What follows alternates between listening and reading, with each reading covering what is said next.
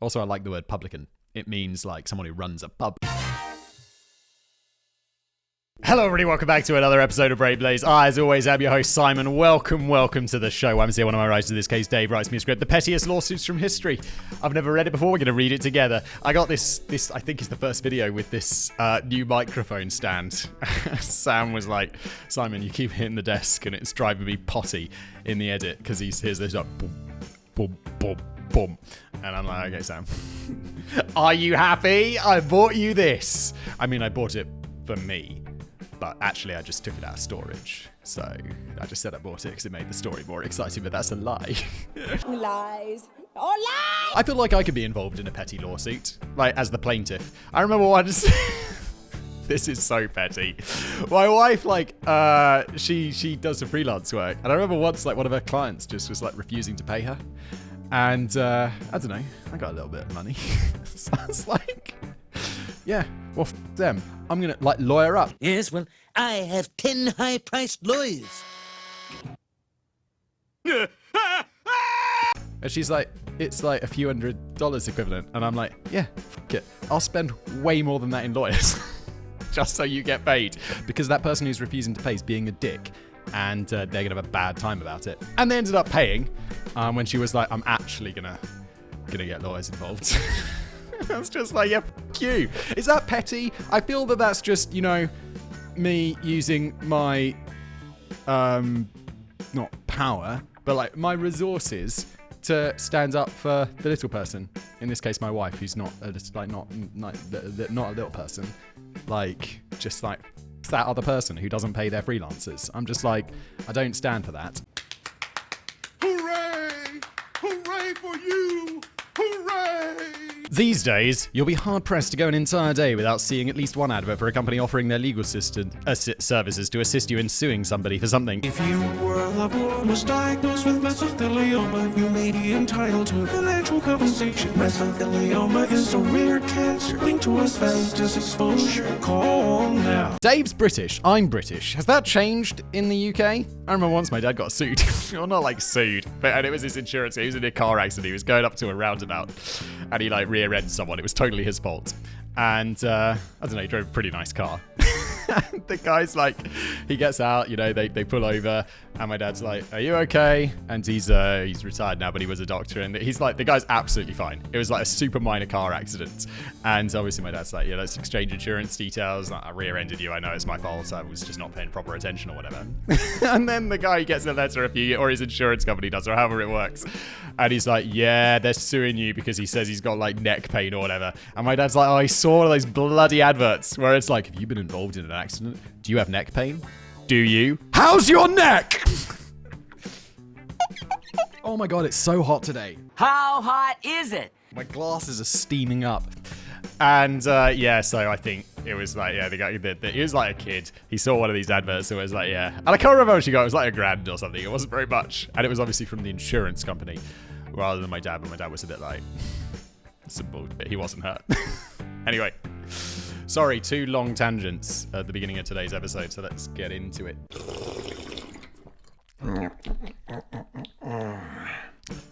But my point was, you are a babbling fool, and we have built a temple to madness. I feel like this has been a thing, like the adverts for like, Better Call Saul have been around. I'm sweating. I'm taking my jacket off. I'm sorry. Oh, it's usually quite cool in the basement, but it's like 25 outside, and I just got to work, and I think I'm a little hot from coming to work, so, apologies. Yeah, but I feel like this has gradually trickled into the UK, this more litigious culture. I live in Prague in the Czech Republic. It's not here yet, and I'm hoping it never arrives, because I don't want to get sued all the time. The famous tagline, had an accident that wasn't your fault, which in most cases could be translated to mean, are you an idiot that got hurt because you weren't paying attention, were using tools incorrectly, or just generally so stupid that you should not be allowed out in public alone, has become ubiquitous in television ads, online pop-ups, and unsolicited text messages or phone calls. Although people being awarded thousands and thousands of pounds because they were so incompetent they couldn't correctly use a ladder, or so unaware, and Jesus, Dave's got a vendetta. Like, in these ones, I'm like, well, yeah, you fell off a ladder. maybe it's always the person's fault, but there's always like, well, it's 10% the ladder's fault, isn't it? So you're going to get that 10%. Or they didn't remove their shirt before ironing. Can fill you with despair for the future of the human race. There are some lawsuits that have taken place throughout history that make these people look like veritable gods of common sense. In today's episode, we're going to be looking at a few of those lawsuits and the allegedly petty or idiotic individuals who filed them. I know this introduction was long, but it's mostly my fault. And Dave, I felt like he needed to get that off his chest, didn't he? Feel better? Yeah, I do. Yeah, are you an incompetent? Better call Saul. Man tries to sue Michael Jordan for looking like him. Oh, I know this one. I feel like I've come across this before. It doesn't work out for him. To the surprise of nobody. Constantly being accused of being a celebrity could be somewhat annoying. I myself went through a bizarre 3-month period about 10 years ago, during which I was frequently stopped on the street and asked if I was, in fact, former WWE superstar Chris Jericho. I don't know who Chris Jericho is. Kevin would know. Kevin loves, he also writes on this channel, he loves WWE. Kevin would know. Kevin would know. Now, never actually having seen Chris Jericho, I don't know if there's any particular resemblance, but if Sam can find a picture of me online, then I'm more than happy to provide him with a side-by-side comparison. I failed you. You trusted me. And I failed you. There's other pictures of you online, Dave? I've never Googled you, but maybe I will. Maybe I'll find your picture, Dave. I'm aware that performing in the WWE requires an exceptional level of fitness, so if I do, in fact, look like him, then he has seriously let himself go. I'm not entirely sure what people thought Chris Jericho was doing rattling around the mean streets of Portsmouth, or why he had taken to using a long white cane. Dave is blind. But still, it happened with enough regularity to become somewhat tiresome. Is this... I don't know what Chris Jericho looks like, or Dave, so, okay. Maybe I should have taken a leaf out of the book of Alan Heckard. So what did Heckard do? In 2006, Heckard filed a lawsuit against both Michael Jordan and Nike, or Nike if you prefer as an American. And look, I know you Americans, it's correct. I know it's Nike. Chris Knight? Tim Knight? Phil Knight. Boom. I feel like Chris Knight's also a real person somehow. Doesn't matter. Phil Knight, like, he says it's Nike. It's named after, like, the temple of the goddess of Nike or whatever. I know this. But I can't say Nike because then every single person from the UK will be like, oh, pandering to Americans, are you, Simon? Pandering to Americans. It's Nike, Simon. Or are you forgetting your Britishness? Hello. Claiming that because Jordan looked so much like him, he had suffered deep-seated emotional and psychological distress due to harassment. Emotional damage! Heckard claimed that he couldn't go to church or play basketball in the park without people constantly asking him if he was the NBA legend. According to an interview that he gave to a newspaper, I play ball and people constantly stop and look at me. I'm constantly being harassed. I should be able to enjoy my own life, but everywhere I go, people tell me I look exactly like him. Well, maybe play less basketball. Maybe, like, it sounds like you're actually enjoying it, whatever your name is. Not Michael Jordan. So, yeah. Just don't dress like a ball player and play ball. Just, I don't know. Don't do that. You'll be fine. You'll be fine. So how much did this allegedly deluded individual believe he should be compensated for this misfortune? You ready for this? $832 million. How did you come up with that figure? It's so specific. You don't want to be like $832, $496,342.26. Heckard demanded half of the money from Jordan himself because he, Heckard, was older and therefore had a greater claim on the likeness. Older and I'm wiser. Yeah, well, you're half right. And the other half from Nike on the grounds that they were partly responsible for Jordan's stratospheric rise to fame. Again, due to certain visual shortcomings, I do not know how closely Jordan resembled this crazy man. If I remember the pictures correctly, not very much, to be honest. But given that Jordan was 6 inches taller, it is perhaps unsurprising that Heckard would eventually drop this ridiculous suit. Judge tries to sue dry cleaners. Roy Pearson was by no means an amateur when it came to matters of the law. In 2007, when our story takes place, Pearson was working as a judge in Washington, D.C., having recently spent $800 on a fancy new pair of trousers. Holy sh**, Judge. $800 on trousers? They're trousers! Wow. Sometimes I hear about, like, some rich people like $800 trousers, and I'm like, God damn, son, like... I can't imagine some level of wealth where I've spent $800 on trousers. It just seems ridiculous. I'm like, I don't know. I'm wearing quite nice trousers now, but they're maybe like 200? 150? It's just a nice pair of trousers. 800? He was dismayed to discover that they did not fit perfectly, and so he took them to his local dry cleaners to have them. I already feel embarrassed wearing $150 trousers. I'm just thinking about this. These are like, I don't know, that's like the most I would spend. Like, what the? $800? Personally, if I had spent $800 on a pair of trousers, then not only expect the perfect fit, but several other features such as levitation or fucking invisibility. But there you go. Goddamn right, Dave. Here we go gathering nuts in May on a cold and frosty morning. Unfortunately for all involved, some unknown catastrophe befell these exceptionally expensive trousers, and rather than admitting the truth, the dry cleaners allegedly attempted to replace them with a much cheaper pair. Being somewhat of a trouser expert, the judge was not fooled and threatened legal action. This doesn't seem petty. This seems like, okay, fair. This is an expensive pair. And also, he's a judge, so he's probably got a lawyer mate, and he's like, I do this one for free. Although, does he need it done for free if he's buying $800 trousers? I guess not. Although the family-run business denied any wrongdoing, they would eventually offer to settle out of court for $12,000. Are you having a laugh? Just give him his $800 back. Maybe give him $1,000 because you lied. $12,000 is insane. He's also a judge buying $800 trousers. He doesn't need 12 grand. He probably needs that 12 grand a lot less than the family-run dry cleaners, doesn't he? I started off being on his side, and now I just think he's a douchebag.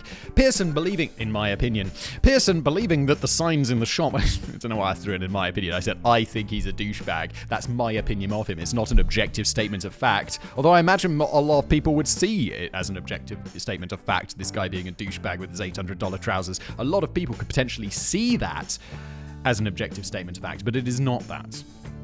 But in my opinion, he's a colossal douchebag. Pearson, believing that the signs in the shop, which promised a satisfaction guarantee, entitled him to considerably more than that, and filed a lawsuit against the 3 employees, demanding they pay $67 million. Judge, did you smoke crack that morning? Is it crack? Is that what you smoke? Do you smoke crack? I'm just asking because that's insane. They offered you 12 grand. That's already insane. Take the fucking win. Where are they going to get $67 million from? They're a family-run dry cleaners. He's probably like, well, you're probably working for Walter White and you've probably got like a meth lab in the basement and that's where you're going to get 67, and I want it in cash.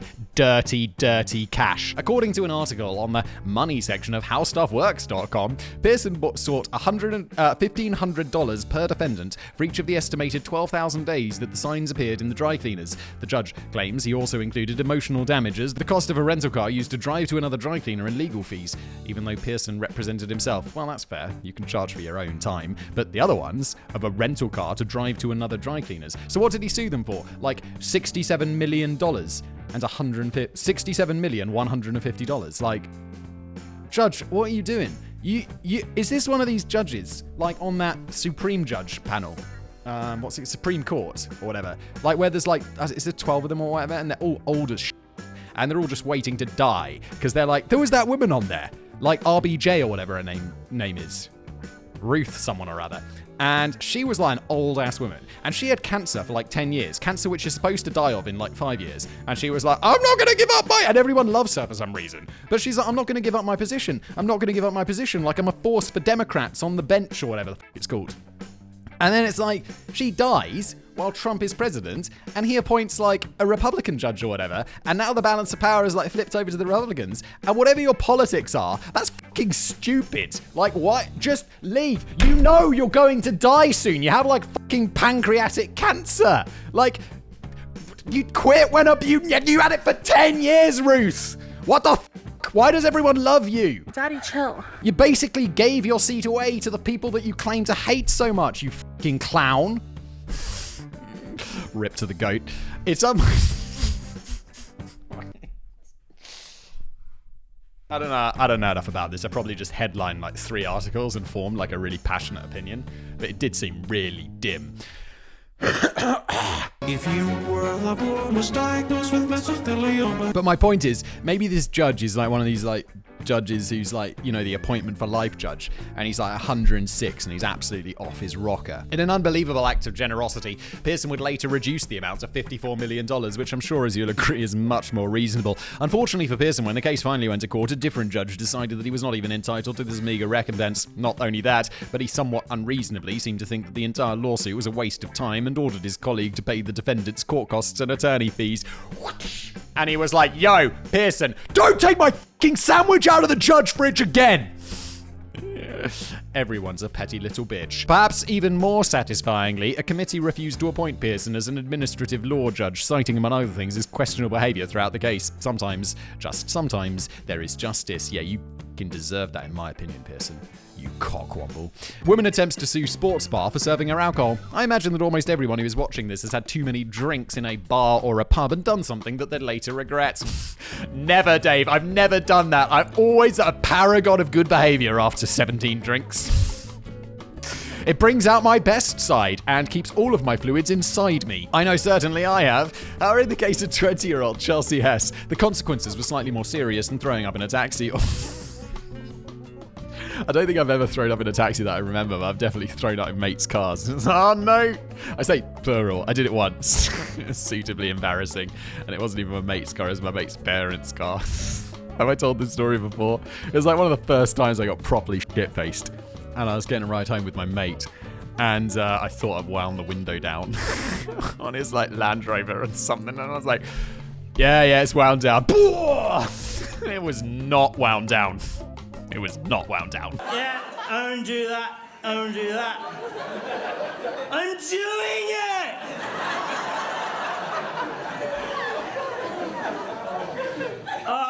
it! It's electric. The button's in the middle because it's electric. Oh, I think I was like 16. God, I still cringe at that. I cringe at myself so hard sometimes. How can I be embarrassed, man? It's been like it's literally been 20 years. And I'd still like, if I saw that mate's parents, I'd still be like, yeah, I'm sorry about your car. It's 20 years ago. It's okay.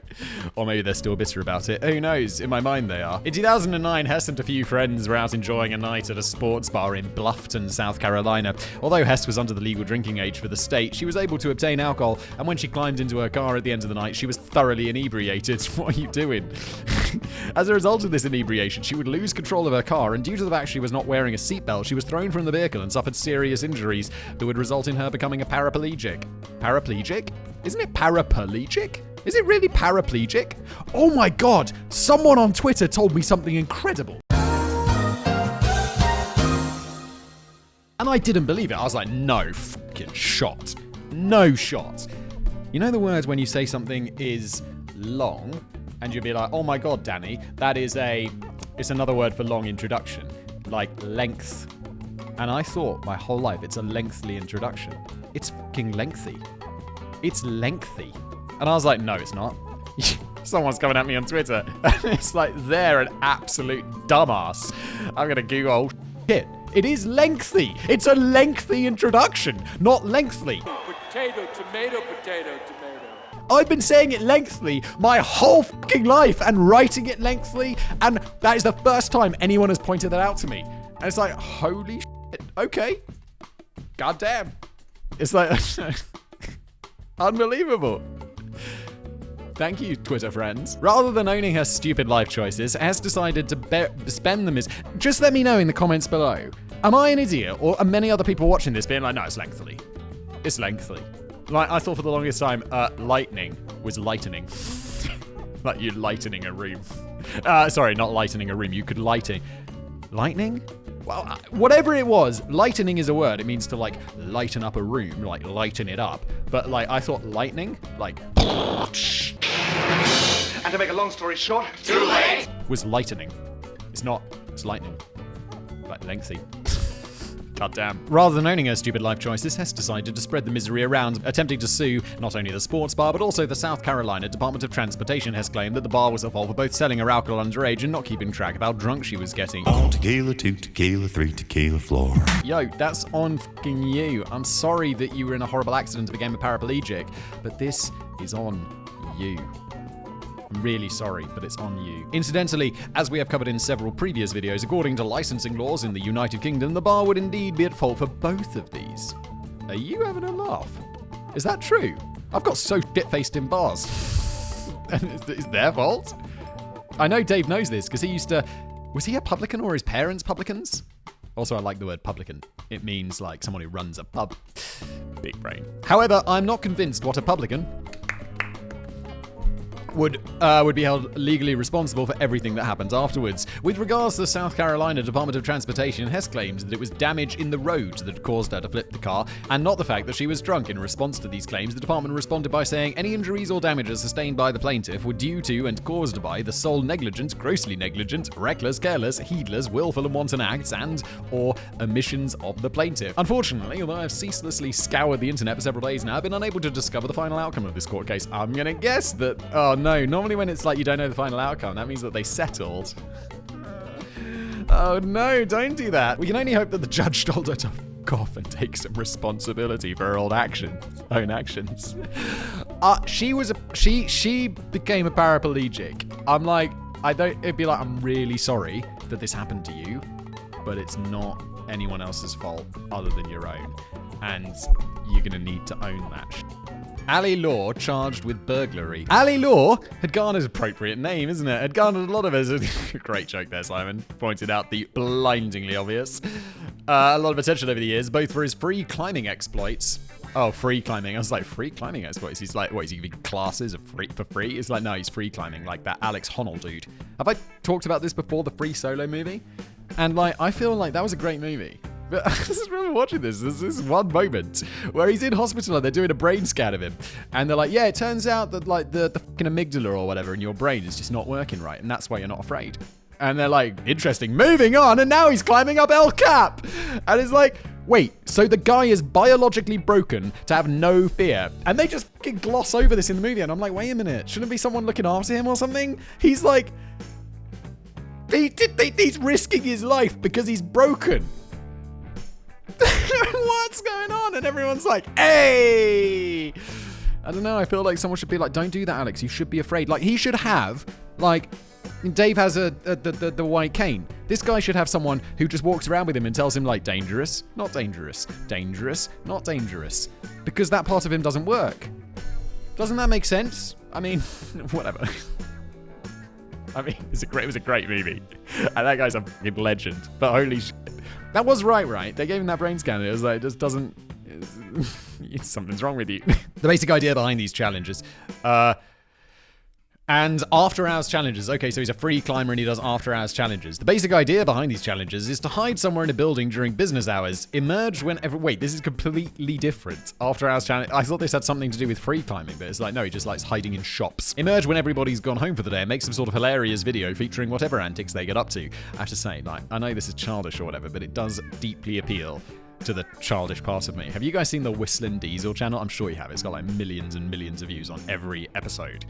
And it's like, it's so silly, but it so deeply appeals to the child in me. There's this episode where he flies a helicopter inside and he's like remote control, but like a full-on helicopter inside, and it fucking crashes the shit out of him, and he's so excited, and I'm like, oh my god, I'll be exactly the same. So good. It's just like trashing shit. Then he buys like a super expensive Ferrari and just wrecks the shit out of it. And I'm like, I love it. I absolutely love it. And people in the comments are like, I can't believe he's doing this. And I'm like, it's his fucking money.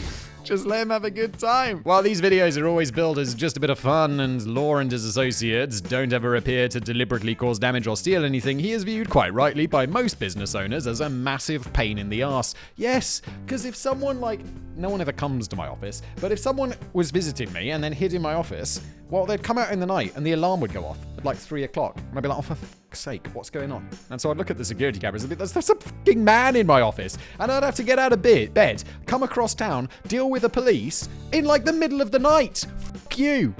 It's a huge pain in the arse, you knobbo. Some venues, such as St. Mary's Football Stadium in Southampton, have gone, oh, my sister lives in Southampton, have gone as far as to obtain court injunctions for preventing him from entering the stadium at all. Although Law and his team undoubtedly cost businesses a lot of money through unnecessary private security call-outs and are also responsible for a huge amount of police time being wasted, it is difficult to charge them with anything meaningful because in the UK, trespassing is a civil matter and not usually a criminal offence. Oh, that's right. That's fascinating. Yeah.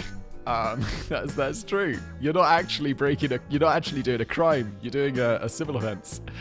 Oh, that's brilliant. I imagine doing overnight challenges in the United States where the stakes are a little bit higher can really get the old adrenaline pumping. Having been called out countless times by various businesses over the years and essentially being able to do nothing about it, imagine the joy that must have filled the hearts of police officers everywhere when Ally Law finally made a mistake. So what did he allegedly steal? I mean, it must have been fairly serious because according to an interview that he gave on the Happy Hour podcast, it's quite a good name for a podcast, actually. He was arrested while trying to board a flight to Helsinki by no fewer than 10 armed police officers, held in a prison cell for 24 hours and eventually charged. God damn! Armed police officers in the UK? I mean, I guess they do have them at airports. By this point, although he claims to have never stolen anything in his life, he was slightly concerned. It apparently came as quite a relief when it transpired that he was being charged with for stealing a cup of tea. Why do you have so many armed officers then? Several months previously, Law and another YouTuber had done an overnight challenge at Snow Zone in Milton Keynes. The video followed the standard format. They hid in the side of the venue until it closed, then made a video of themselves riding a BMX down one of the dry slope skiing courses. However, during this video, Law could be seen drinking a cup of tea, which he allegedly made using a tea bag belonging to the venue. This, of course, would be stealing. Oh, this is one of those ones where they're going to throw the fucking book at him because they're like, finally, we got an excuse to nail this prick. Words out, they're going to throw the book at you, Listy. Followed by the bookcase and then the library, brick by brick. For reasons best known to the Crown Prosecution Service, the case was deemed worthy of following up on, and the case was brought to court. Yeah.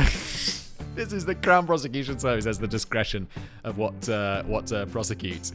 And they'll be like, yeah, finally, let's go! Rather than the charge of burglary, the pair were prosecuted for abstracting electricity and forced to do 40 hours of unpaid work. The judge who presided over this particular case appears to have been somewhat displeased that her time had been wasted. 40 hours of unpaid work on this. I'm sorry, but this is just good content for these guys. If this was me and this was my content and then I got 40 hours of labor, like I had to go through the whole court thing, all I can see in my mind is like dollar signs of monetized YouTube videos. It's just good content, isn't it?